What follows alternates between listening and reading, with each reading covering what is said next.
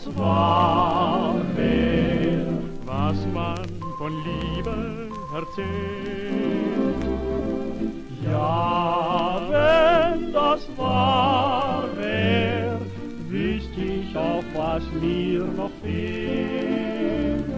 Alors, deuxième livre qui n'a rien à voir, mais qui en même temps a un lien. Là, il s'agit des mémoires d'un grand économiste allemand qui a été à la fois le ministre de l'économie sous plusieurs régimes, en Allemagne notamment, à une époque passionnante et controversée qui sont les années 30, et qui a été le patron de la banque centrale allemande, la Reichsbank, qui correspond à la Banque de France, et qui a été notamment l'économiste de la période nationale-socialiste. Commissaire de la monnaie en 1923 sous la République de Weimar, le docteur Chartres contribue à mettre fin à la terrible crise hyperinflationniste qui ruina l'économie allemande. Nommé peu après président de la Reichsbank, il a pour souci constant la stabilité de la monnaie et le frein à l'endettement public. Farouche adversaire du diktat de Versailles qui n'avait pas apporté la paix, mais imposé cette diffamation morale par quoi on flétrissait l'adversaire, représenté comme un criminel à détruire, il dénonça sans relâche le bien fondé des réparations, que ce soit sur le plan économique, politique ou moral. Je regardais comme mon devoir de lutter sans me lasser pour leur suppression. Donc ce sont ces mémoires qui s'appellent « Mémoires d'un magicien », parce que cet économiste est encore aujourd'hui considéré par les gens qui ont le courage de le dire comme un génie de l'économie. Et son apport à l'économie est d'avoir inventé la traite de travail qui a été le moyen pour l'Allemagne en crise gravissime, qui était l'Allemagne de la fin des années 20, de se relancer entièrement par quelque chose de génial qui s'appelle la traite de travail, dont on a déjà parlé par ailleurs ici, et qui permettait d'échapper à quelque chose qui est la clé de toute la compréhension du monde moderne, qui est d'échapper au prêt, c'est-à-dire à la dette, et notamment à l'emprunt or à l'époque ceux qui détiennent l'or à prêter, c'est-à-dire la Banque d'Angleterre, qui n'est jamais que, je dirais, l'origine et la matrice de ce qui donne aujourd'hui Wall Street.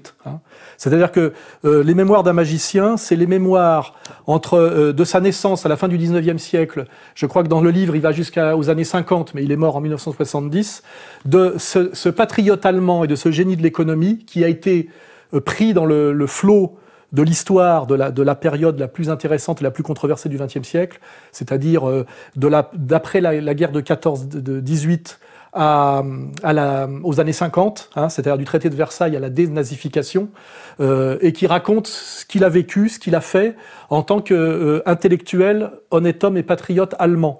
Et c'est très, très intéressant parce qu'on comprend pourquoi l'Allemagne hitlérienne a été mise à mort.